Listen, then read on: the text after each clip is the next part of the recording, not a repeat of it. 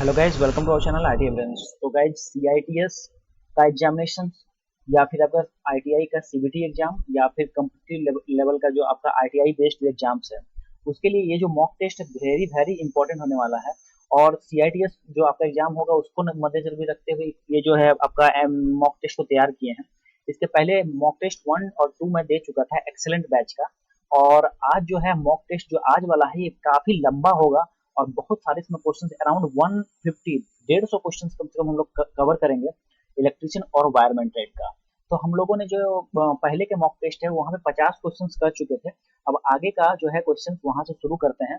तो गाइज यहाँ पे है, आप लोग को बिल्कुल कॉपी कलम लेके बैठिएगा और बिल्कुल ही अच्छे अंदाज में और बिल्कुल ही थोड़ा फास्ट वे में भी जो है चीजों को जल्दी जल्दी हम लोग कवर करेंगे। एक तरह से रिवीजन रिवीजन भी हो जाएगा और बहुत सारे इंपॉर्टेंट क्वेश्चन जो कि आपके एग्जाम्स में पूछे गए हैं प्रीवियस ईयरली, ठीक है, और उससे कुछ सजेस्टेड क्वेश्चंस भी हैं। तो चलिए गाइज हम लोग शुरू करते हैं, एक एक करके क्वेश्चंस देखते हैं। और यहाँ पे जो है गाइज बिल्कुल ही आप लोगों को मैं बता रहा हूँ कि ये क्वेश्चन सिर्फ 100% आने की संभावनाएं हैं। ठीक है, तो आप लोग बिल्कुल पूरा वीडियो को देखिएगा, हर एक क्वेश्चन को समझिएगा, हिंदी इंग्लिश दोनों में है। आंसर की भी आप लोग को सारा मैं बताते चलूंगा। देखिए क्वेश्चन नंबर 51 है, द कॉम्पोनेंट, ठीक है, the component with part number इतना 1N4007 used in rectifier circuit is. कह रहा है कि रेक्टिफायर सर्किट में प्रयुक्त भाग संख्या इतना जो है इसका उपयोग क्या चीज में होता है। ठीक है, तो 51 का जो गाइस आंसर होगा आपका हो जाएगा option number A, solid state device. ठीक है, सॉलिड स्टेट डिवाइस या फिर ठोस अवस्था डायोड में होता है। क्वेश्चन नंबर अगला देखिए, क्वेश्चन नंबर 52 कहता है कि how many diodes are there in full wave rectifier with single tapped transformer. मतलब सेंटर टेप ट्रांसफार्मर के साथ फुल वेव रेक्टिफायर में कितने डायोड होते हैं। तो ऑप्शंस देख लीजिए आपके यहाँ पे। ऑप्शन नंबर जो है फर्स्ट में 2 है और फिर उसके बाद जो है यहाँ देख लीजिए 4, 1 और 6। तो गाइज इसका जो राइट आंसर हो जाएगा ऑप्शन नंबर चल जाएगा आपका 1, कहने का मतलब 2 होता है। ठीक है, क्या हो जाएगा इसका राइट आंसर हो जाएगा 2।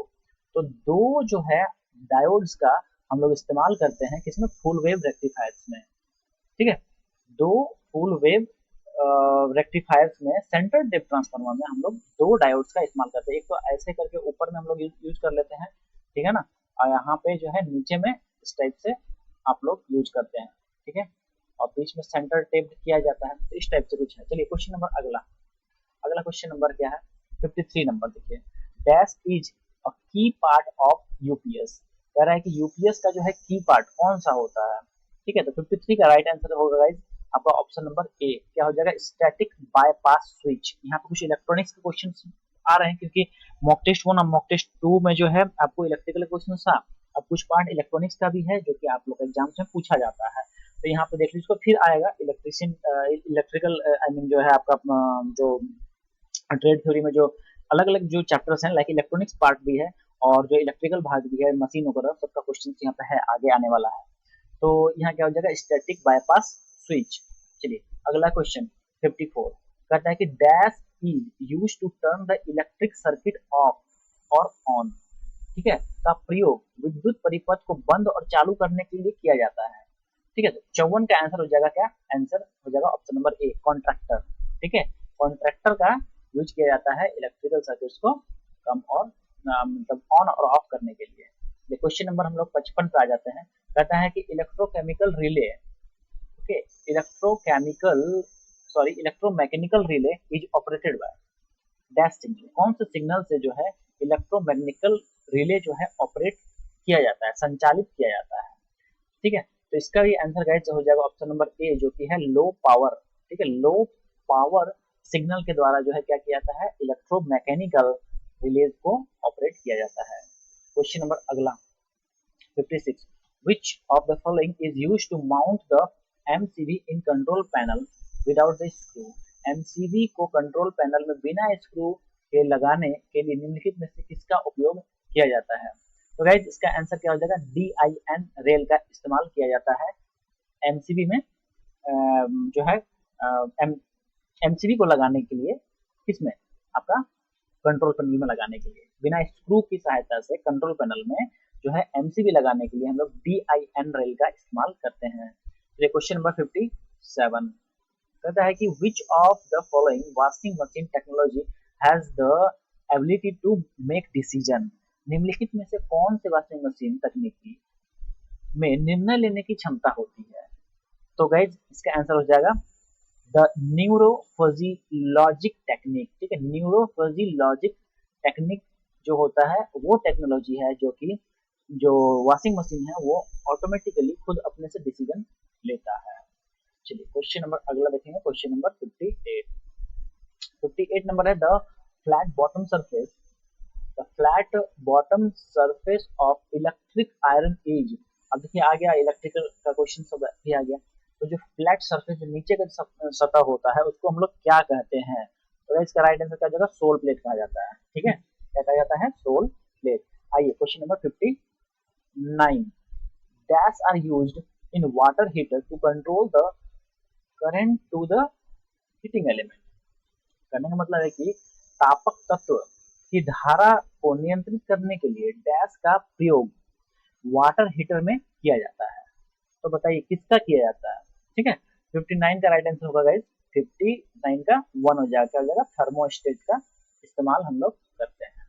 चलिए क्वेश्चन नंबर 60 देखिए, कहता है कि a double squirrel cage, okay, a double squirrel cage induction motor has, क्या होगा? डैश पूछ दिया गया। ठीक है, तो एक डबल स्क्विरल केज प्रेरण मोटर के डैश होते हैं, क्या होते हैं? हो जाएगा two parallel winding in rotor. क्या होगा? Two parallel winding in rotor होता है, मतलब रोटर में दो समानांतर बाइंडिंग्स होती है। चलिए अगला स्लाइड देखते हैं हम लोग, क्वेश्चन नंबर 61। कहता है कि इन हाइडल पावर प्लांट, ठीक है, जो हाइडल जो आपका पावर प्लांट होता है, dash drives the alternator which converts mechanical energy into electrical energy. Hydel power plant में डैश अल्टरनेटर को चलाता है जो यांत्रिक ऊर्जा को विद्युत ऊर्जा में परिवर्तित करता है। तो क्या होगा इसका राइट आंसर? 61 का हो जाएगा ऑप्शन नंबर 1 हो जाएगा, क्या हो जाएगा? Water turbine. वाटर टरबाइन ही है जो कि अल्टरनेटर को क्या करता है? ड्राइव करता है और यांत्रिक ऊर्जा को इलेक्ट्रिकल या फिर आपका विद्युत ऊर्जा में बदलता है।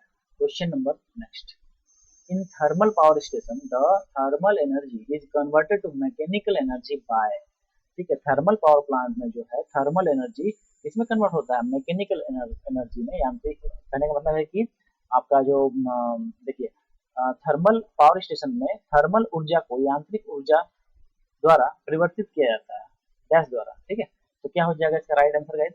62 का आंसर हो जाएगा 1, स्टीम टरबाइन के द्वारा जो है थर्मल एनर्जी को मैकेनिकल एनर्जी में कन्वर्ट कर दिया जाता है। चलिए क्वेश्चन नंबर 63 नंबर है कि A dash is closed, a dash is closed vessel in which water is converted into steam by utilizing the heat of coal combustion। कहने का मतलब है कि एक डैश बंद पात्र है जिसमें कोयले की दहन उष्मा का उपयोग करके पानी को भाप में बदल दिया जाता है, उसको हम लोग क्या कहते हैं? तो 63 का जो आंसर है गाइस ये हो जाएगा बॉयलर। आप लोगों को पता है कि बॉयलर जो है एक बंद पात्र होता है, एक क्लोज कंटेनर होता है जिसमें कि पानी को क्या किया जाता है? उबाल करके उसका जो भाप है उसको भाप में कन्वर्ट किया जाता है, किसमें? बॉयलर में। चलिए क्वेश्चन नंबर 64 नंबर क्वेश्चन क्या है देखिए, main constituent of biogas. Biogas का जो है मेन कंस्टिट्यूएंट, क्वेश्चन बहुत कॉमन है और आता भी है, तो यह जगह मीथेन होता है इसका मेन कंस्टिट्यूएंट। अगला क्वेश्चन देखिए कि which of the following is gaseous fuel, निम्न में कौन सा गैसीय ईंधन कहलाता है? तो बताइए 65 का राइट आंसर क्या हो जाएगा? Option number C, that means natural gas जो होता है वो मेन क्या होता है? गैसियस फ्यूल के अंतर्गत आता है नेचुरल गैस। ठीक है, चलिए आगे अगला क्वेश्चन है आपका 66 number, the combined transmission, the combined transmission and distribution network is known as. कहने का मतलब है कि आपका जो संयुक्त ट्रांसमिशन और डिस्ट्रीब्यूशन नेटवर्क में डैश रूप में जाना जाता है। ठीक है, संयुक्त ट्रांसमिशन और डिस्ट्रीब्यूशन नेटवर्क डैश के रूप में जाना जाता है। तो 66 का राइट आंसर हो जाएगा ऑप्शन नंबर 1, पावर ग्रिड। ठीक है, किसके फॉर्म में जाना जाता है? वो पावर ग्रिड के रूप में जाना जाता है। चलिए क्वेश्चन नंबर 67 है कि connection of the domestic customer, ठीक है, the connection of the domestic consumer in India is provided from the dash. Bharat में घरेलू उपभोक्ताओं के लिए कनेक्शन डैश से प्रदान किया जाता है, क्या चीज से प्रदान किया जाता है ये पूछा गया है। तो 67 का राइट आंसर हो जाएगा ऑप्शन नंबर सी। मतलब है 3 फेज 4 वायर, ठीक है, 3 फेज 4 वायर। ओके, 3 फेज आपको पता भी होगा, आप लोग पोल देखे होंगे जिसमें कि 3 तार तो रहता है आर वाई बी, 3 तो फेज हो गया, एक वायर रहता है न्यूट्रल के लिए, इसलिए क्या हो गया 3 फेज, ये 3 फेज हो गया और एक 4 वायर, 3 तो इसके लिए और एक न्यूट्रल के लिए 4 हो गया। चलिए अगला क्वेश्चन है 68 नंबर। क्वेश्चन नंबर जो है ये अगला क्वेश्चन रहता है, देखिए 68, what is the which of the following is the main component of the overhead line, इनमें से कौन सा एक ओवरहेड लाइन का प्रमुख घटक है। तो 68 का राइट आंसर हो जाएगा, 68 का हो जाएगा 4 लाइन इंसुलेटर, ठीक है, लाइन इंसुलेटर जो है मेन ओवरहेड लाइन का एक प्रमुख अंग है। चलिए 69 नंबर, ठीक है, तो समझ गए उसका 4 आंसर हो गया लाइन इंसुलेटर। कहता है कि which one of the following fire extinguishing is suitable for the live electrical fire, कहने का मतलब विद्युत परिवाह विद्युत प्रवाहित तार के लिए कौन सा अग्निशामक उपयुक्त होता है। ऑप्शन देख लेते हैं, यह है ड्राई केमिकल पाउडर, फिर वाटर दिया हुआ है, फिर फोम दिया हुआ है और लिक्विफाइड केमिकल दिया हुआ है। वह 69 का जो आंसर हो जाएगा ऑप्शन नंबर ए हो जाएगा, ड्राई केमिकल हो जाएगा, ठीक है, ध्यान रखिएगा आप लोग, इसकी बहुत ही ज्यादा इंपॉर्टेंट है, क्या हो जाएगा ड्राई पाउडर, समझ गए, ड्राई पाउडर इसका राइट आंसर हो जाएगा। इलेक्ट्रिकल के केस में जो है हम लोग ना पानी का इस्तेमाल करेंगे ना फोम का ना केमिकल, मतलब केमिकल का यूज किस फॉर्म में, तरल के रूप में इस्तेमाल नहीं कर सकते हैं क्योंकि करंट है, ठीक है, लाइन है, आई मीन जो है इलेक्ट्रिसिटी है, तो वो फ्लो करके आप तक पहुंच सकता है और आपको नुकसान पहुंचा सकता है, इस वजह से हम लोग नहीं करते। चलिए अगला क्वेश्चन नंबर देखिए 70 नंबर कहता है which artificial respiration method is suitable for injured person when his mouth will not open, कह रहा है कि जब जख्मी व्यक्ति का मुंह नहीं खुल रहा हो तो उसको होश में लाने के लिए कौन सी कृत्रिम विधि का जो है इस्तेमाल हम लोग करते हैं। तो गाइस ऐसे केस में हम लोग क्या करते हैं, mouth to nose artificial respiration करते हैं, मतलब मुंह से नाक की कृत्रिम जो श्वसन विधि है उसका इस्तेमाल किया जाता है।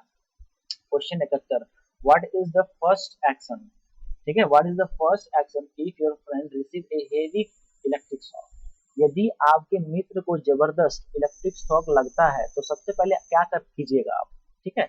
तो 71 नंबर का आंसर हो जाएगा ऑप्शन नंबर 4 जो कि हो जाएगा switch off the current immediately, तत्काल, ठीक है, करंट के स्विच को ऑफ कर देंगे, है ना, जाहिर सी बात है, उसको सबसे पहले क्या करना होगा, आपको ऑफ करना होगा, तभी तो आप कुछ कीजिएगा, तब तो उसको बचा पाइएगा, है ना।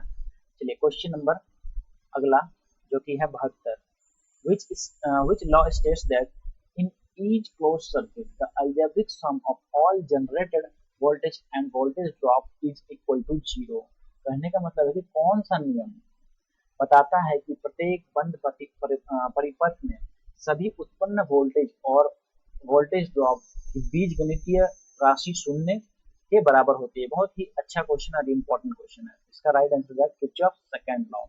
किरचॉफ सेकंड लॉ जो है उसके तहत हम लोग को ये पता चलता है, ठीक है, कि प्रत्येक बंद परिपथ में सभी उत्पन्न वोल्टेज और वोल्टेज ड्रॉप का बीजगणितीय योग क्या होगा, वो शून्य होता है। आइए अगला 73, which one is the best conductor of electricity, सबसे अच्छा सुचालक कौन सा है, इन चारों में से पूछा गया है, ठीक है, तो इसका आंसर हो जाएगा सिल्वर हो जाएगा। देखिए कॉपर भी अच्छा है लेकिन कॉपर से बेटर क्या है, सिल्वर, सिर्फ कॉस्टली होता है, इस वजह से हम लोग उसका इस्तेमाल नहीं कर पाते हैं। चलिए अगला question 74 number, when a secondary cell is supplying current to the load it is said to be dash, जब कोई द्वितीय सेल भार को धारा प्रदान कर रहा हो तो वह अवस्था क्या कहलाती है, ठीक है। तो 74 का आंसर हो जाएगा ऑप्शन नंबर सी, डिस्चार्जिंग कहलाता है, क्या कहलाता है, डिस्चार्जिंग। चलिए अगला क्वेश्चन जो कि है 75, which material is applied to the terminal post of a lead acid battery to avoid corrosion। देखिए, संक्षारण से बचने के लिए लेड एसिड बैटरी के टर्मिनल पोस्ट पर कौन सा पदार्थ लगाया जाता है? तो गाइस क्या लगाया जाता है? ऑप्शन नंबर 1 पेट्रोलियम जेली का हम लोग इस्तेमाल करते हैं। चलिए क्वेश्चन नंबर 76। 76 कह रहा है कि what is the effect on internal resistance of lead acid cell if the cell is kept idle for long time. यदि लीड एसिड सेल के आंतरिक प्रतिरोध पर क्या प्रभाव पड़ता है अगर सेल को लंबे समय तक निष्क्रिय रखा जाए? तो 76 का गाइस आंसर हो जाएगा ऑप्शन 1 क्या हो जाएगा? इंक्रीज क्या हो जाएगा? बढ़ जाएगा। इंटरनल रेजिस्टेंस क्या हो जाएगा? उसका आंतरिक प्रतिरोध हो जाएगी क्या? बढ़ जाएगी। ठीक है, क्वेश्चन नंबर अगला जो कि है 77 नंबर, तो कहता है कि the earth tester work on the principle of dash. Earth tester किस डैश के सिद्धांत पर कार्य करता है?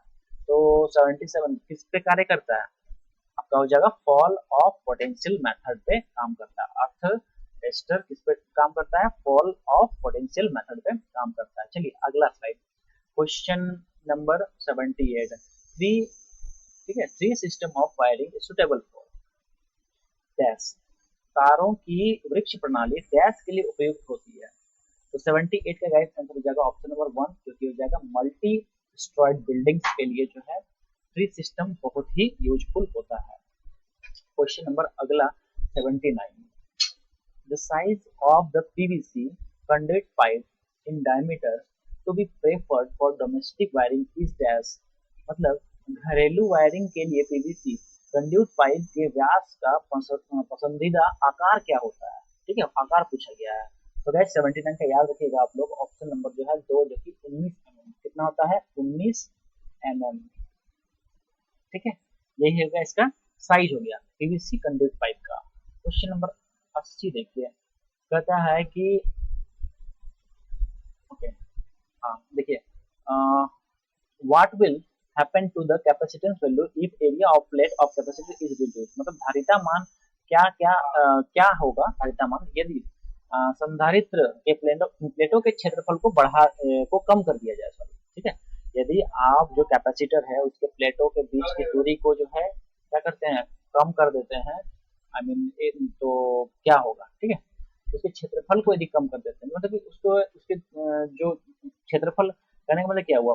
उस प्लेट को आप दूर कर सॉरी कम करना है ना, तो प्लेट को क्या कर रहे हैं हम लोग? आपस में सटाने लगते हैं, मतलब कि एक दूसरे के करीब लाइएगा तो क्या हो जाएगा? क्षेत्रफल वैसे ही कम हो जाएगा। वैसे केस में क्या हो जाएगा? आंसर आपका कैपेसिटेंस वैल्यू रिड्यूस हो जाएगा। ठीक, तो कैपेसिटेंस का जो वैल्यू है कैपेसिटी दैट मीन्स वो कम हो जाएगा।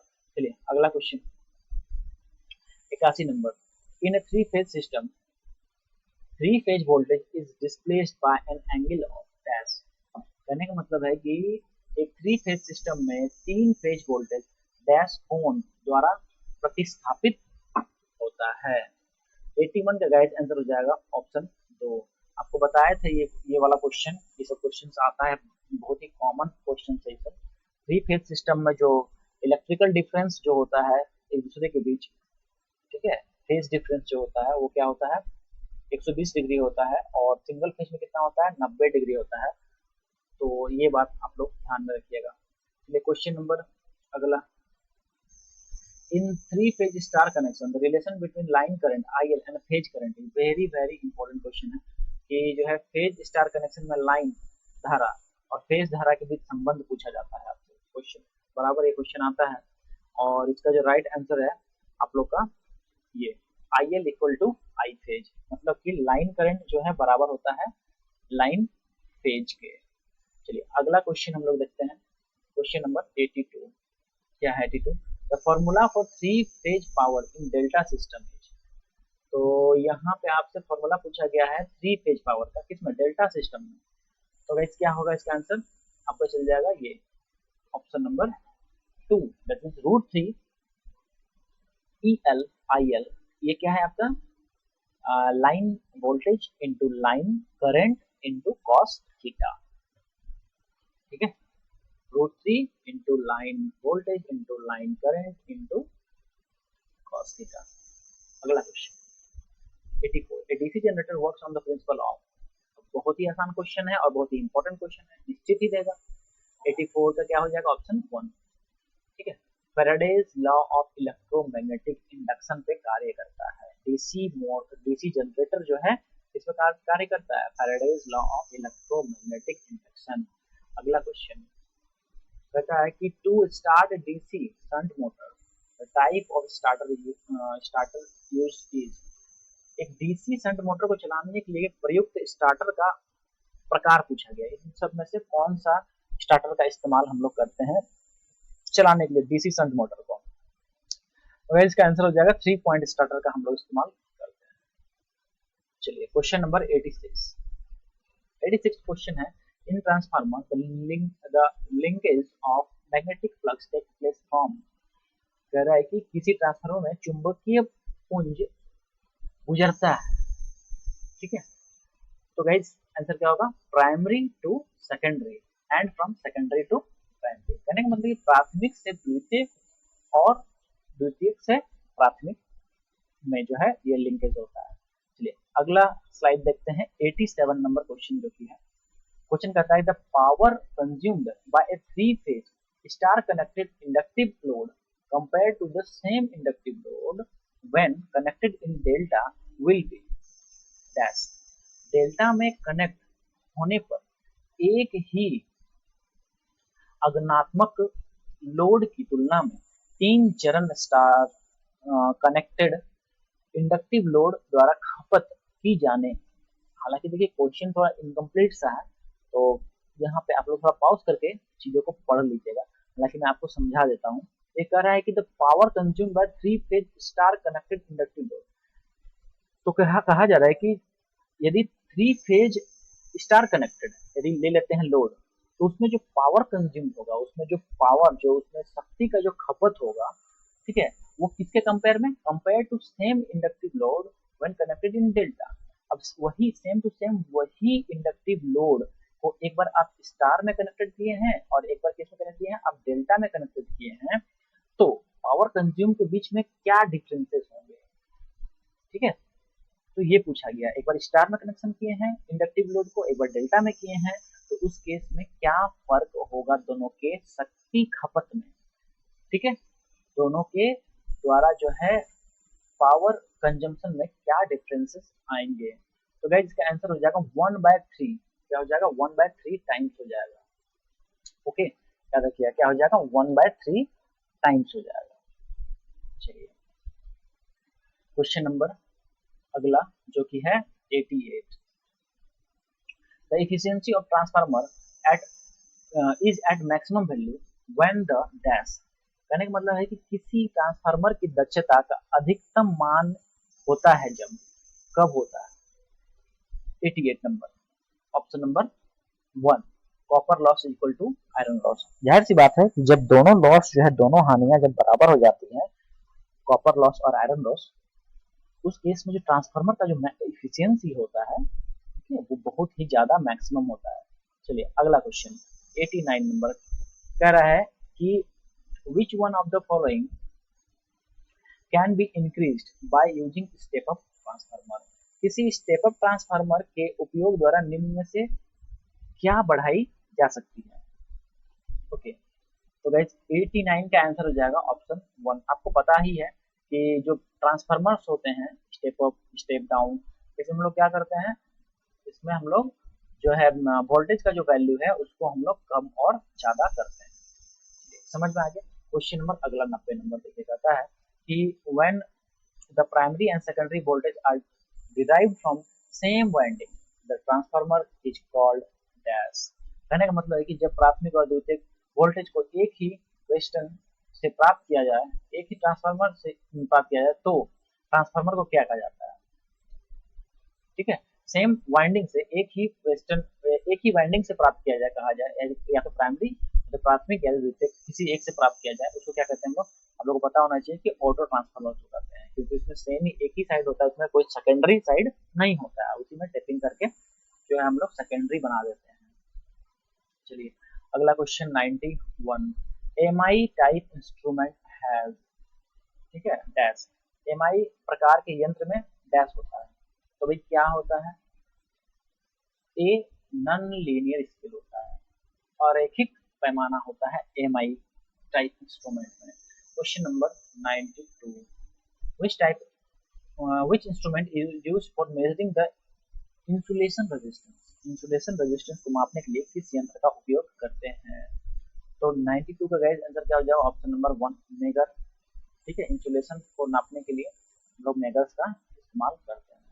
अगला क्वेश्चन, क्वेश्चन नंबर 93। तो देखिए 93 है कि the PMMC type meter is working on the principle as same as. कहता है कि पीएमएमसी प्रकार के मीटर का सिद्धांत डैश के समान होता है।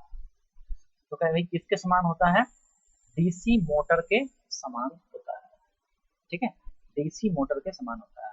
आइए अगला क्वेश्चन है, the power dissipation of zener diode is. देखिए जेनर डायोड की शक्ति का अपव्यय क्या होता है? ठीक है, तो गाइस इसका आंसर हो जाएगा is maximum when load current is zero. कहने का मतलब शून्य भार धारा पर अधिकतम होता है जब शून्य भार धारा रहेगा, जब नो लोड करंट रहेगा उस टाइम में क्या हो जाएगा, पावर डिसिपेशन सब बहुत ज्यादा होगा। ठीक है, आइए अगला क्वेश्चन है जो कि आपका है 95। In P type semiconductor the majority carriers are. ठीक है, पी टाइप में बोला जा रहा है, पी टाइप सेमीकंडक्टर्स में जो मेजॉरिटी कैरियर्स होते हैं वो क्या होते हैं, होल्स होते हैं, फ्री इलेक्ट्रॉन्स होते हैं, वैलेंस इलेक्ट्रॉन्स होते हैं या फिर न्यूट्रॉन्स होते हैं। तो गाइस इसका आंसर क्या हो जाएगा, ऑप्शन नंबर ए होल्स होते हैं। ठीक है, पी टाइप में। और यही आपसे एन टाइप में पूछ देगा तो क्या हो जाएगा, फ्री इलेक्ट्रॉन्स हो जाएंगे। ठीक है, ऑप्शन नंबर 2 चल जाता है। Question number 96। In diode terminology PIV stands for dash. Diode शब्दावली में पीआईवी से अभिप्राय डैश है।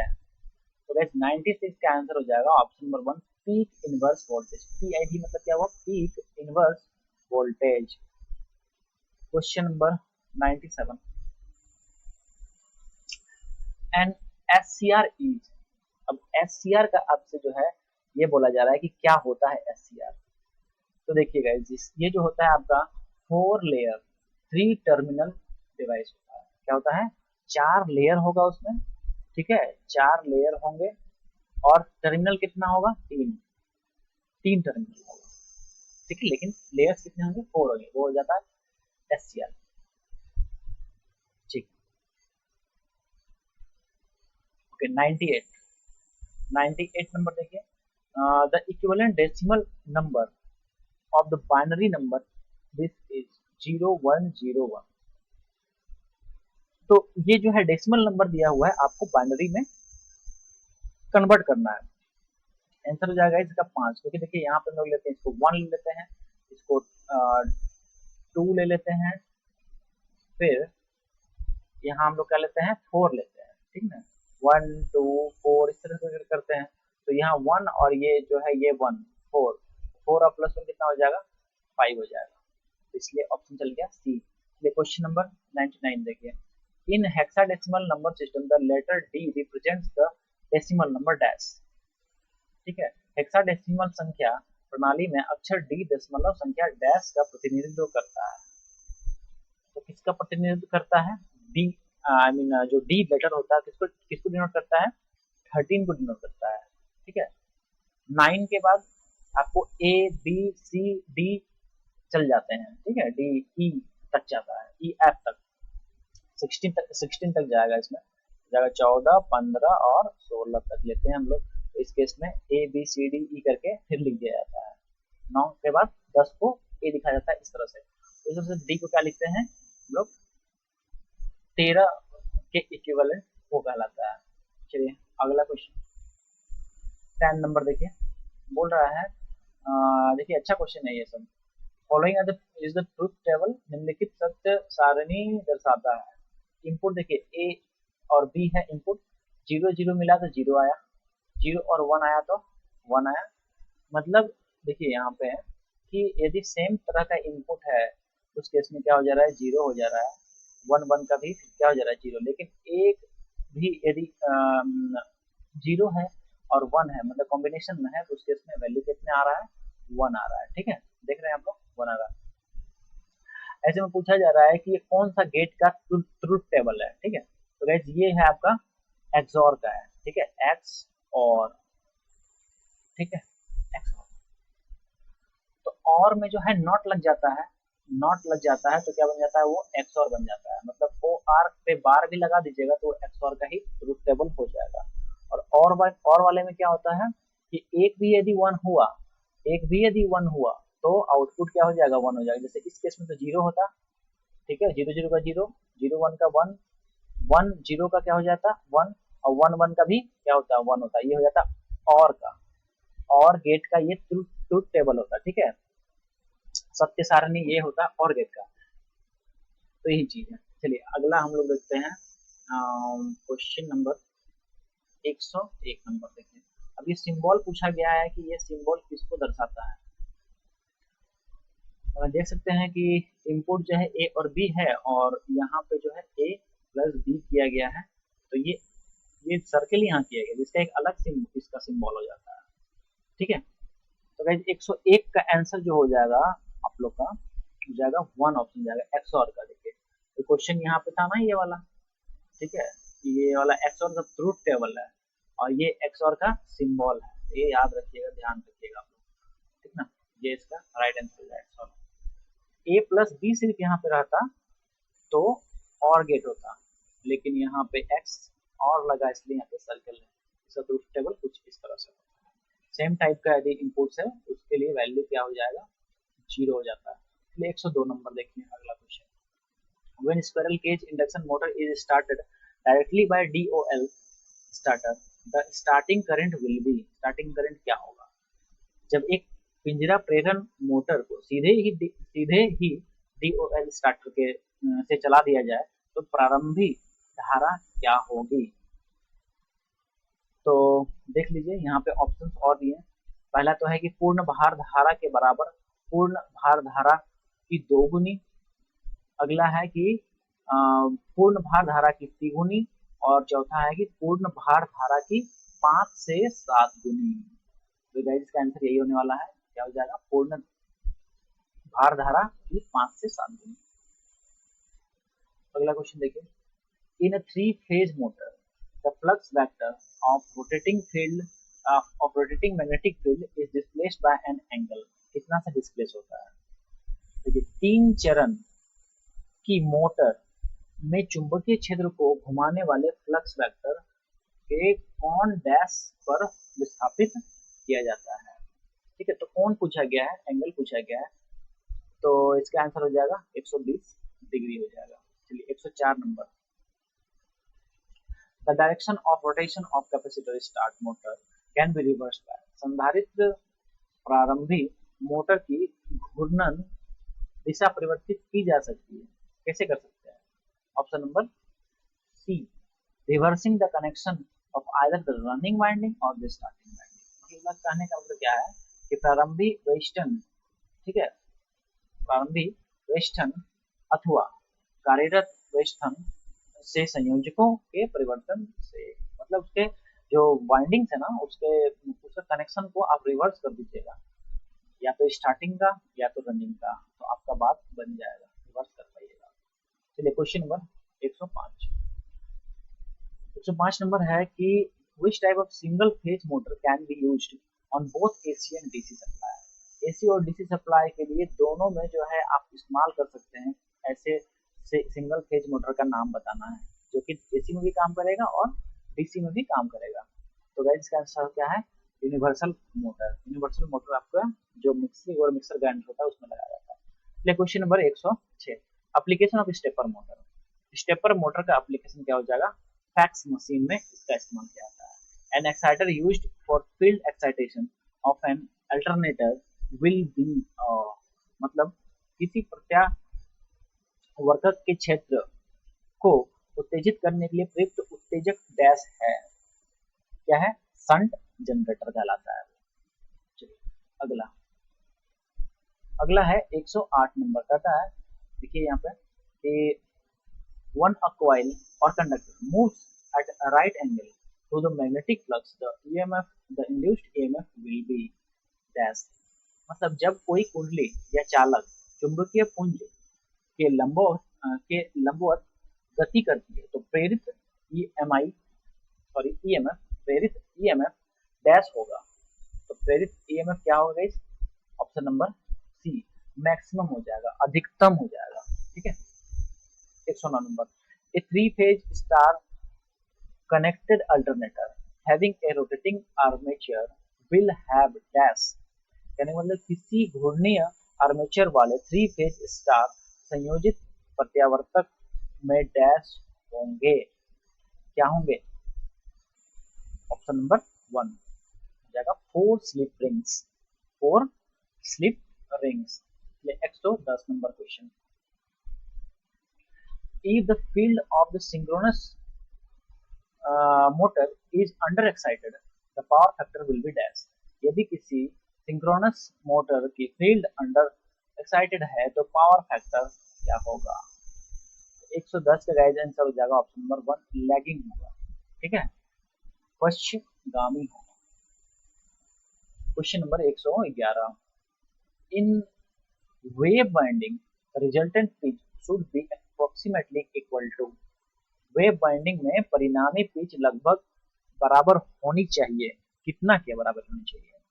तो sum of back and front pitches, यानी मतलब पृष्ठ पिच तथा अग्र पिच के योग के बराबर होनी चाहिए। अब देखिए ये क्वेश्चन 112 नंबर में पूछा है कि what is the shape of winding shown in the figure. अब ये जो फिगर दिखाया गया है ये किस वाइंडिंग की आकृति को दर्शाता है? तो गाइस ये क्या हो जाएगा इसका? देखिए आंसर आपका चल जाएगा कंसेंट्रिक वाइंडिंग्स। क्या हो जाएगा? Concentric windings. चलिए question number 113, if the number of poles is 4 and the number of slots is 24 then the pole pitch will be। कह रहा है कि यदि ध्रुवों की संख्या 4 है और खांचों की संख्या 24 है तो ध्रुव पिच क्या होगा? पोल पिच क्या होगा ये पूछा गया है। गैस कितना हो जाएगा? 6 खांचे होंगे। 6 number of slots will be. ठीक है, 6 खांचे चाहिए। अगला क्वेश्चन 114 नंबर देखिए, the formula to calculate the number of coil group in AC motor winding is. AC motor winding में कॉइल समूहों की संख्या को गणना करने के लिए सूत्र क्या होता है? सूत्र क्या होगा? Number of phase into number of poles. क्या हो जाएगा? फेजेस की संख्या गुना पोलों की संख्या, दोनों को मल्टीप्लाई कर देते हैं तो हम लोग इससे निकाल पाते हैं क्या? Number of coil group in AC motor winding.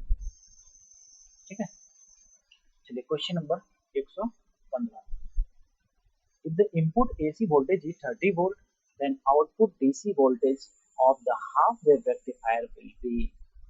यदि इनपुट AC वोल्टेज 30 वोल्ट है तो अर्ध तरंग दृष्टिकारी का उत्पादन DC वोल्टेज डैश होगा।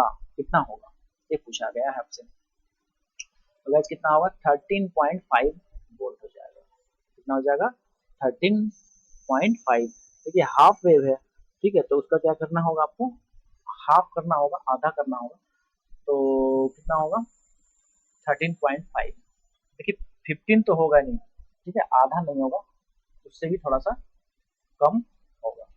चलिए क्वेश्चन नंबर 116 क्या है भाई? चलिए यहाँ बात कर लेते हैं अगला। In bridge rectifier how many times of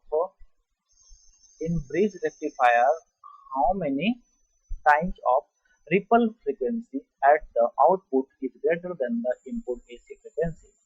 मतलब सेतु दृष्टिकारी में आउटपुट पर रिपल आवृत्ति कितनी बार इनपुट एसी आवृत्ति से अधिक होती है?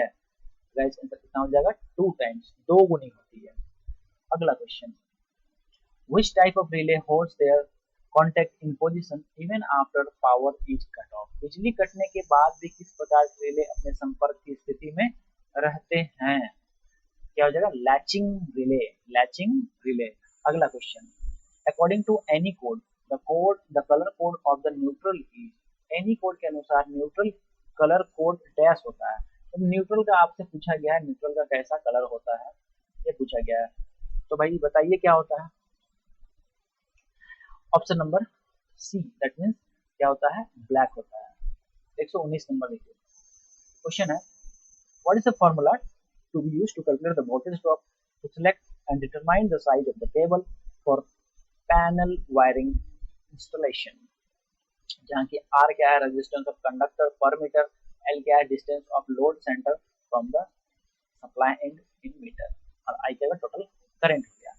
ठीक है, तो वोल्टेज ड्रॉप निकालने का फॉर्मूला क्या होगा ये पूछा गया। तो गाइस क्या होगा, voltage drop is equal to 2 into R into L into I. ठीक है, 2 RLI हो जाएगा वोल्टेज ड्रॉप निकालने का फॉर्मूला। चलिए अगला क्वेश्चन जो कि है आपका 120 नंबर। 120 नंबर क्या कहता है, एक सेकंड, हाँ, इन electric iron the function of pressure plate is. तो विद्युत इस्त्री में देखिए दाब प्लेट का कार्य पूछा गया है। विद्युत इस्त्री में दाब प्लेट का कार्य, तो भाई क्या हो जाएगा, to obtain a close fitting of heating element with sole plate. क्या कार्य होता है इसका, तापक तंतु को तल प्लेट के साथ चिपटी हुई फिटिंग प्रदान करने के लिए। ठीक है, आइए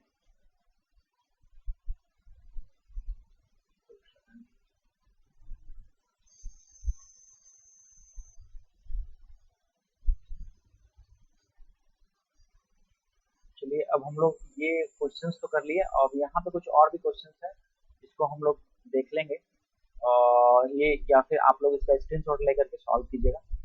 बहुत सारे क्वेश्चंस है यहाँ पे, हम लोग और जो है कुछ अलग लेवल के क्वेश्चंस देखते हैं। और यहाँ पे जितने भी क्वेश्चंस रह गए हैं, ठीक है, इसका आप लोग जो है जैसे कि कुछ कुछ क्वेश्चंस आप लोगों को मैं दिखा देता हूँ, देख लीजिए। यहाँ से हम लोगों ने 120 तक करा है, और इसके आगे जो है फिलहाल के लिए छोड़ रहा है, ये आप लोग के लिए है फिलहाल के लिए। ठीक है, इसका आंसर जो है, इसका आंसर जो जो है आप लोग को यहाँ पे मिल जाएगा, इसी के बाद ही आप लोग को दिखा भी देते हैं, देख लीजिए। जैसे कि यहाँ पे ये क्वेश्चन है कि which material is used in electric oven as heating element. तो इसमें आप लोग को पता ही होगा क्या हो जाएगा, निक्रोम हो जाएगा। ठीक है, फूड मिक्सचर में पूछा जा रहा है कि फूड मिक्सचर में कौन सा मोटर का यूज होता है, अभी बता रहे थे यूनिवर्सल मोटर होता है। ठीक है, तो यही से इसका आंसर हो जाएगा।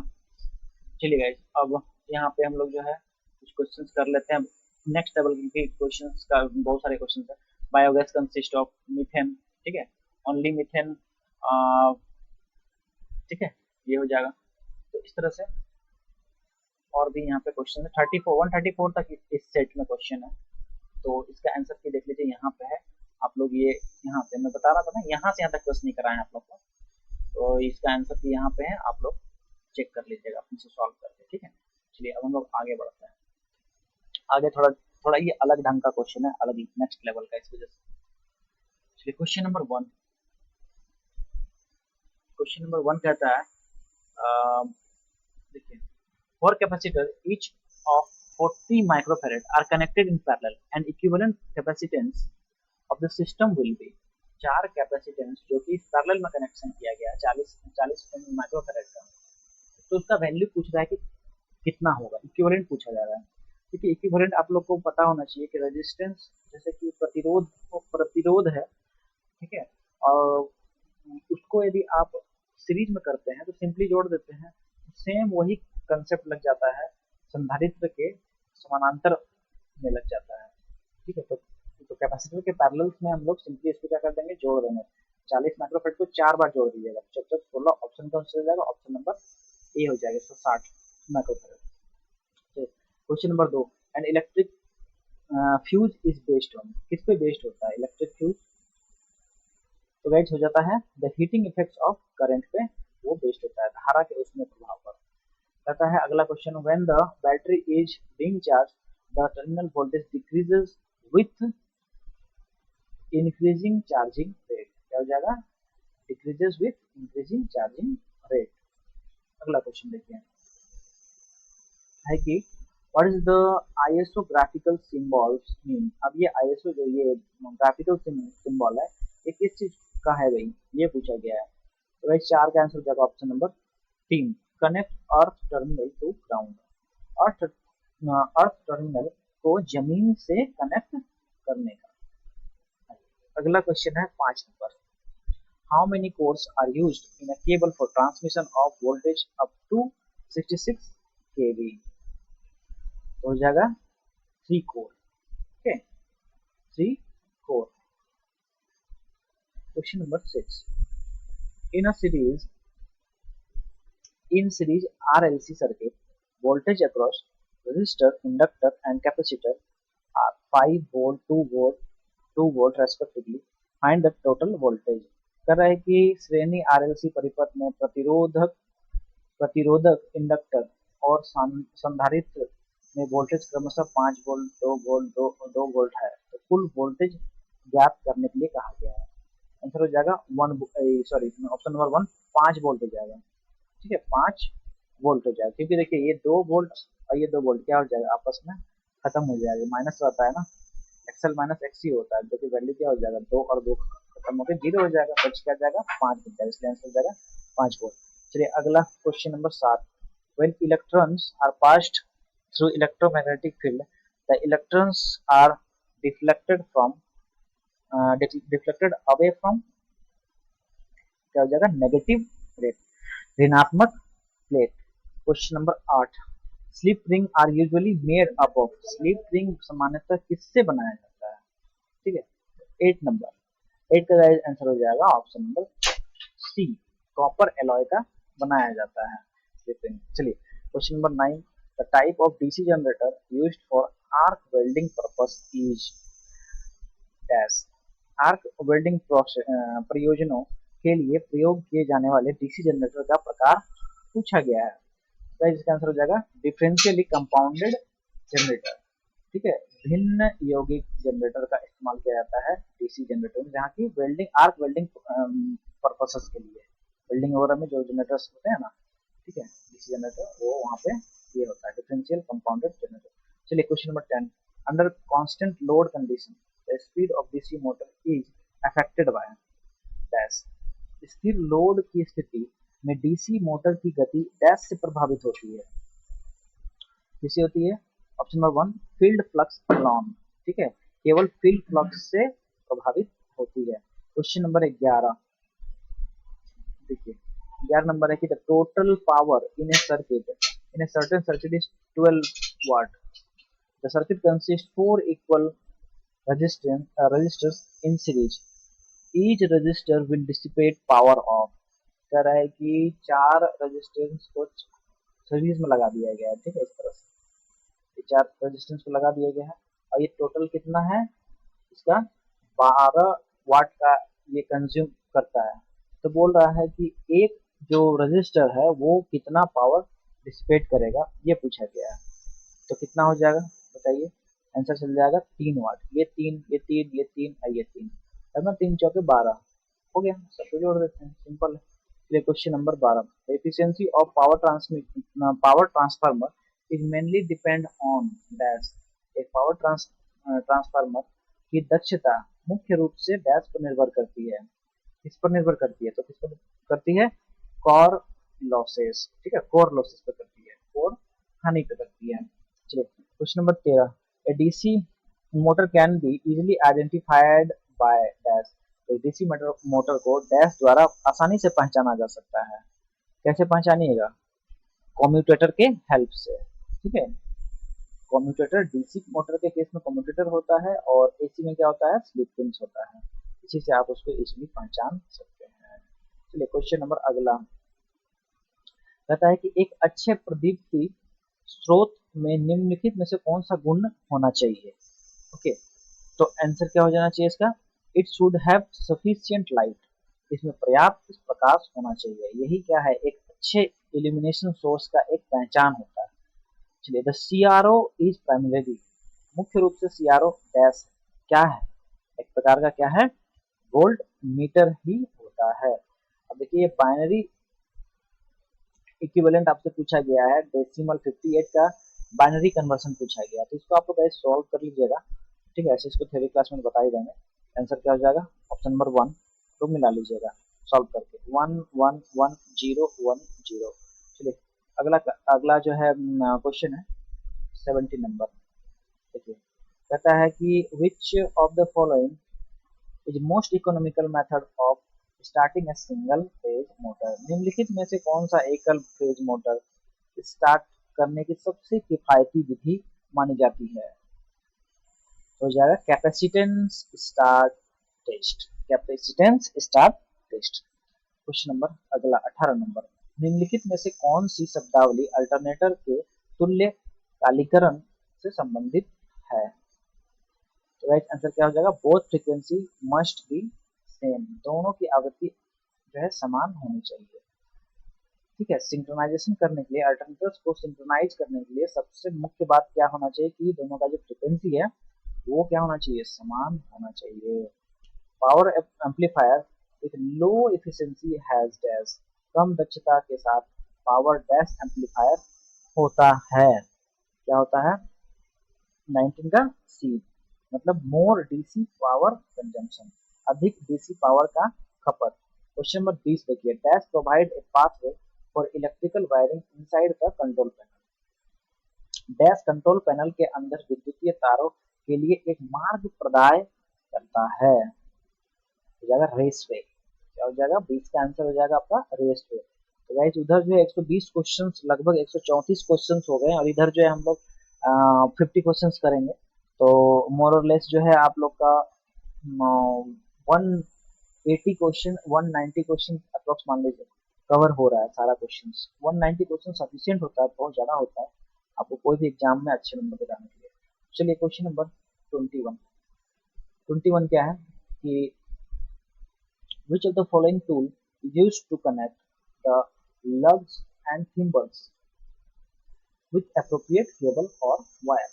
lugs और थिम्बल को उपयुक्त केबल अथवा तार से जोड़ने के लिए निम्नलिखित में से कौन से टूल का उपयोग किया जाता है। 21 का हो जाएगा 1, क्रिम्पिंग टूल्स का उपयोग करते हैं। Question number 22, pump set is a combination of which of the following. Pump set निम्नलिखित में से किसका संयोजन होता है। तो किसका होता है, 22 का third, electric motor and housed impeller. Electric motor और हाउस्ड इम्पेलर का होता है। चलिए अगला क्वेश्चन 23। 23 कहता है निम्नलिखित में से कौन सा ऊर्जा का एक गैर पारंपरिक स्रोत कहलाता है। तो गाइस क्या हो जाएगा, सोलर एनर्जी। Solar energy. उन बिंदुओं पर आर्मेचर कॉइल का क्या प्रभाव है जहां ब्रश स्थित होता है। तो गाइस इसका आंसर हो जाएगा इंड्यूस्ड, इंड्यूसेस 0 एमएफ, शून्य ईएमएफ इंड्यूस्ड करता है। अगला क्वेश्चन 25, एन ओवरहेड लाइन्स में be use to dash electric power. एक ओवरहेड लाइन्स का प्रयोग, एक ओवरहेड लाइन्स का प्रयोग विद्युत शक्ति को डैश करने के लिए किया जा सकता है। तो ऑप्शन के लिए ट्रांसमिट, ट्रांसमिट करने के लिए, या फिर डिस्ट्रीब्यूट करने के लिए, ट्रांसमिट और डिस्ट्रीब्यूट दोनों करने के लिए। तो यही गाइस इसका आंसर हो जाएगा कि हम लोग जो है ओवरहेड लाइन को क्या करते हैं, यहाँ से डिस्ट्रीब्यूट भी करते हैं और ट्रांसमिट भी करते हैं, दोनों चीज इससे किया जाता है। क्वेश्चन नंबर 26 देखिए, which type of insulator is used for LV distribution. LV distribution के लिए किस प्रकार का इंसुलेटर का उपयोग किया जाता है। तो 26 का आंसर हो जाएगा ऑप्शन नंबर 4, पिन इंसुलेटर का इस्तेमाल करते हैं, pin insulator. Question number 27, a normal cable which is connected between between distributor and consumer load terminal is called dash। ठीक है, सामान्य केबल जो वितरकों वितरकों और उपभोक्ता लोड टर्मिनल के बीच जुड़ा होता है डैश कहलाता है। तो इसको हम लोग कहते हैं सर्विस लाइन और सर्विस मेन्स, सर्विस लाइन और सर्विस मेन्स कहते हैं इसको। Question 28, hot plate can be used for which of the following purpose. Hot plate का उपयोग निम्नलिखित में से किस उपयोग उद्देश्य के लिए किया जाता है। तो किसके लिए किया जाता है, कुकिंग के लिए किया जाता है, खाना पकाने के लिए किया जाता है। क्वेश्चन नंबर 29, क्वेश्चन नंबर 29 देखिए, कह रहा है कि if three resistance of three resistance 100 ओम का है, 200 ओम का है और 300 ओम का है, connected in parallel and applied voltage is V, then उसके बाद पूछा जा रहा है क्या होगा यदि 100 ओम, 200 ओम और 300 ओम के तीन प्रतिरोधों को समानांतर क्रम में जोड़ा जाता है एवं इस पर आरोपित वोल्टेज भी है तो क्या होगा। तो देखिए, the voltage across the resistors will be same whereas current flowing through them will be different। जाहिर सी बात है कि वोल्टेज क्या हो जाएगा, वैसे पैरेलल केस में क्या होता है, वोल्टेज जो है समान ही रहता है सभी टर्मिनल्स के बीच, लेकिन जो करंट है, करंट का मान बदल जाता है क्योंकि अलग अलग ब्रांचेज में जो है करंट डिस्ट्रीब्यूट हो जाता है इस वजह से। इसलिए क्वेश्चन नंबर अगला जो कि 30 नंबर है और वेट स्टोन ब्रिज से ये क्वेश्चन दिया हुआ है, जहाँ की देख लीजिए वैल्यूज जो है यहाँ पे आपको पी क्यू एस का वैल्यू दिया और आर एक्स पूछा गया है, ठीक है। तो देखिए यहाँ पे P by Q equal to S by R X हो जाएगा, यहाँ से सॉल्व कर लीजिएगा तो आपका जो वैल्यू है 30 का आंसर हो जाएगा आपका सी ऑप्शन चल जाएगा, 6 ओम हो जाएगा, ठीक है, 6 हो जाएगा। तो यहाँ पे तो जैसे कि आप लोग को यहाँ पी दिया हुआ और यहाँ क्यू दिया है ना, ठीक है, तो 500 बटा 250 इज इक्वल टू 12 बटा एक्स कर लीजिए, ठीक है।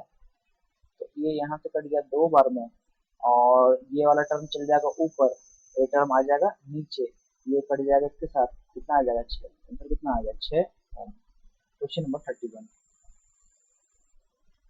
क्वेश्चन नंबर 31 देखिए, ये क्वेश्चन भी बहुत ही कॉमन क्वेश्चन है, क्वेश्चन आता ही रहता है। Composition of tin and lead used in electrician solder, ठीक है, सोल्डर जो होता है उसमें टीन और लीड का कॉम्बिनेशन के बारे में पूछा गया कि कितना होता है। तो कॉम्बिनेशन याद रखिएगा, सभी को तो पता है कि टीन और लेड ही होता है, लेकिन टीन का वैल्यू जो होता है 60 होता है और लेड का वैल्यू होता है 40% होता है, ठीक है, 60% और 40%। Question number 32, for plate earthing size of plate should not be less than, plate earthing के लिए प्लेट का आकार डैश से कम नहीं होना चाहिए, कितने से कम नहीं होना चाहिए, ऑप्शन दे लीजिए यहाँ पे, 600 mm गुना 600 mm, 400 गुना 400, 300 गुना 300, 200 गुना 200। तो 32 का गाइस आंसर हो जाएगा ऑप्शन नंबर 1, 600 mm गुना 600 mm का जो स्क्वायर प्लेट है इससे कम नहीं होना चाहिए। Question number 33, which type of wiring can be used in explosive proof installations, किस प्रकार के वायरिंग का उपयोग विस्फोटक प्रूफ प्रतिष्ठानों में किया जाता है। 33 का गाइस आंसर हो जाएगा option number 4, metal conduct wiring में किया जाता है। चलिए अगला क्वेश्चन हम लोग देखेंगे, क्वेश्चन नंबर 34, देखिए क्या कहता है 34, the simplest way of varying the flux produced by an electromagnet smoothly in an electrical device is by, विद्युतीय युक्तियों में एक इलेक्ट्रोमैग्नेट में सरलता से उत्पन्न फ्लक्स परिवर्तित करने के लिए सबसे आसान तरीका पूछा गया है। तो 34 का राइट आंसर हो जाएगा option number C, varying the current through the exciting coil, exciting कुंडली के में धारा परिवर्तित करके कर सकिएगा। Question number 35, which law states that the magnitude of the induced EMF is directly proportional to the rate of change of flux linkage, कौन सा नियम बतलाता है कि प्रेरित ईएमएफ का परिमाण फ्लक्स लिंकेज के परिवर्तन दर का समानुपाती होता है। तो एस 35 का आंसर हो जाएगा option number C, Faraday second law of electromagnetic induction या फिर विद्युतीय चुंबकीय प्रेरण के फैराडे का द्वितीय नियम। अगला question 36, in DC generator the EMF generated in the armature is maximum when, कब मैक्सिमम होगा, जब डीसी जनरेट में आर्मेचर में उत्पादित ईएमएफ का मान अधिकतम होता है, जब कब होगा अधिकतम वो पूछा गया है। तो गाइस 36 का आंसर होगा आपका ऑप्शन नंबर 2, ऑप्शन क्या हो जाएगा 2, जो कि है rate of change of flux is maximum, या फिर चुंबकीय पुंज की परिवर्तन दर अधिकतम हो उस टाइम। अगला अगला क्वेश्चन है 37, तो गाइस इसमें हम लोग का टोटल 60 क्वेश्चंस है। देखिए, in DC generator lap winding used is for, ठीक है, डीसी जनरेटरों में लैप वाइंडिंग की जाती है। लैप वाइंडिंग जो है डीसी जनरेटर्स में किया जाता है, किस लिए किया जाता है? तो देखिए, क्यों किया जाता है? 37 का C number, low voltage high current के लिए। यदि लो वोल्टेज का रिक्वायरमेंट है या और हाई करंट चाहिए, उस केस के लिए हम लोग जो है लैप वाइंडिंग करते हैं। लो voltage high current. Question number 38, the DC motor works on the principal that the dash. DC motor का प्रिंसिपल के बारे में पूछा गया है, तो आंसर हो जाएगा current carrying conductor placed in the uniform magnetic field experience a force on it. एक समान चुंबकीय क्षेत्र में रेखा में रखे धारावाहक चालक का एक बल का अनुभव होता है। क्वेश्चन नंबर 39 देखिए क्या है। इन 4 point starter the protective register is connected in series with dash. एक 4 बिंदु स्टार्टर में सुरक्षात्मक प्रतिरोध डैश के साथ श्रृंखला में जुड़ा होता है। डैश किसके साथ श्रृंखला में जुड़ा होता है? नो वोल्ट क्वाइल, ठीक है, नो वोल्ट क्वाइल के साथ श्रृंखला में जुड़ा हुआ होता है। Question number 40, in transformer the number of turns per volt is 6। ठीक है, ट्रांसफार्मर जो है number of turns per volt कितना है? 6 है। Primary and secondary voltage are 240 and 32 volt respectively. Find the number of primary and secondary turns. ठीक है, तो number of turns per volt तो 6 दिया हुआ है और प्राइमरी का वैल्यू दिया हुआ है 240 वोल्ट और सेकेंडरी का 32 वोल्ट दिया गया है। तो टर्न्स बोले गए हैं निकालने के लिए, आप लोग को टर्न्स बताना है कि कितना है। तो इस 40 की जगह सॉल्व कीजिएगा तो आंसर हो जाएगा ये 1440 प्राइमरी और 192 हो जाएगा सेकेंडरी में। ठीक है, चलिए क्वेश्चन नंबर 41 देखिए, the illumination of a surface की, किसी सतह का प्रदीपन है। क्या होता है किसी सतह का प्रदीपन? Inversely proportional to square of the distance from the source. स्रोत से इसकी दूरी के वर्ग का व्युत्क्रमानुपाती होता है, व्युत्क्रमानुपाती होता है। ठीक है, 42, the HPMB lamp operates on, किस पे ऑपरेट करता है HPMB लैंप? तो 42 का गाइस आंसर हो जाएगा ऑप्शन नंबर 1, हाई प्रेशर पे। ठीक है, उच्च दाब पर कार्य करता है। ओके, अगला question 43, input impedance of MOSFET is. MOSFET का इनपुट इम्पीडेंस क्या होता है? More than that of FET and BJT। तो BJT से बाई जंक्शन ट्रांजिस्टर, ठीक है, और FET फील्ड इफेक्ट ट्रांजिस्टर, इन दोनों से ज्यादा होता है। अच्छा, क्वेश्चन नंबर 44 देखिए, समझते हैं इसको क्या बोल रहा है। To reverse the direction of rotation of 3 phase induction motor it is necessary to. अब डायरेक्शन यदि रिवर्स करना है 3 फेज मोटर का तो क्या कीजिएगा? 44 नंबर, अच्छा क्वेश्चन है, हो जाएगा interchange any 2 out of the 3 line connection. 3 में से किन्हीं 2 लाइनों का संयोजन अंतर वर्णियम किया जाए, मतलब कि इंटरचेंज कर दीजिएगा आप किन्हीं 2 लाइन के कनेक्शन को, बस हो जाएगा इससे।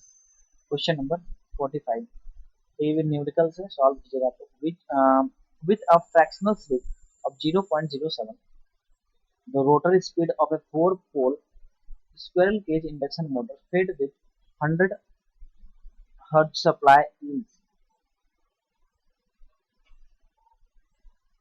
राइट, 45 का आंसर आ जाएगा आपका सी ऑप्शन 23.25। इसको सॉल्व कर लीजिएगा। चलिए क्वेश्चन अगला 46 देखिए, the starting torque of squirrel cage induction motor is low because of. ठीक है, पिंजरी प्रेरण मोटर का प्रारंभिक बल गुण निम्न होता है। क्यों निम्न होता है? क्योंकि हाई स्टार्टिंग पावर फैक्टर के कारण, due to high starting power factor. देखिए अगला आज क्वेश्चन भी न्यूमेरिकल बेस्ड है, जहाँ की क्वेश्चन बोला गया है 6 पोल 50 हर्ट्ज 3 फेज इंडक्शन मोटर है जो full load speed of 950 RPM the half load at half load it speed would be, full load पे इतना है, हाफ लोड पे बोल रहा है कि कितना होना चाहिए, होगा 975। ठीक है 975, तो क्या हो जाएगा, ये वैल्यू जो है बढ़ जाता है। ठीक है फुल लोड पे तो इतना था और नो लोड पे मतलब हाफ लोड पे हो जाएगा इतना, मतलब बढ़ ही जाएगा। चलिए question number 48, the torque of the induction motor is directly proportional to, किसके प्रोपोर्शनल होता है, तो हो जाएगा starter flux, rotor current and rotor power factor, इन चीजों पे डिपेंड करता है। चलिए अगला क्वेश्चन, क्वेश्चन नंबर 49 देखिए 49 कहता है कि rotor frequency, starter flux and fractional speed. अच्छा वो तो सॉरी ऑप्शन का पार्ट था, यहाँ 49 यहाँ पे है। A 10-pole alternator rotates at a constant speed of 1200 rpm. The periodic of voltage is seconds per cycle will be dash। ठीक है एक 10 ध्रुव प्रत्यावर्तक 1200 आरपीएम की अचर चाल से घूमता है, वोल्टेज का आवृत्ति काल सेकंड प्रति चक्र में क्या होगा। 49 का गाइस आंसर हो जाएगा ऑप्शन नंबर 1, 0.01 होगा। उसके बाद अगला क्वेश्चन देखिए, calculate the percentage of voltage regulation of an alternator when the terminal voltage rises from 210 at full load to 220 at no load.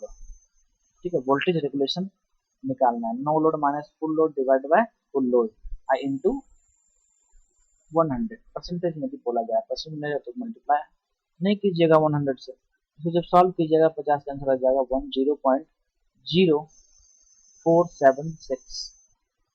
अगला जो कि है 51 नंबर, कह रहा है कि सिंक्रोनस मोटर में घूमने की दिशा को डैश उलट कर रिवर्स किया जा सकता है, तो कैसे कर सकते हैं, सप्लाई फेज क्रम को, सप्लाई फेज क्रम को यदि आप चेंज कर दिए तो मोटर के घूमने का भी दिशा क्या हो जाएगा, बदल जाएगा।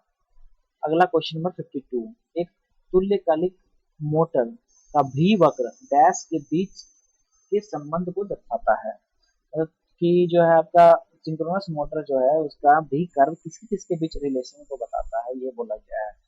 तो इसका क्या हो जाएगा, डीसी फील्ड धारा एवं एसी आर्मेचर धारा को के बीच।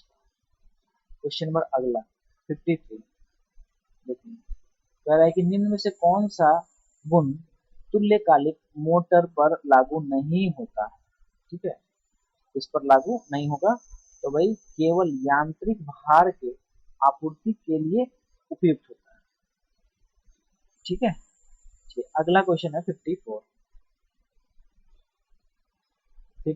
नंबर क्वेश्चन देखिए, कह रहा है कि दिए गए चित्र में से किस प्रकार का आर्मेचर वाइंडिंग दर्शाई गई है, तो इसका कौन सा है ये हो जाएगा सिंप्लेक्स रेट्रोग्रेसिव वेव वाइंडिंग। ठीक है बहुत अच्छे। क्वेश्चन नंबर 55, क्वेश्चन नंबर 55 है, फील्ड कमजोर करने के माध्यम से डीसी शंट मोटरों का गति नियंत्रण डैश के लिए उपयुक्त होता है, तो 55 का ऑप्शन हो जाएगा ऑप्शन नंबर 1, अचर शक्ति ऑपरेशन, अचर शक्ति ऑपरेशन।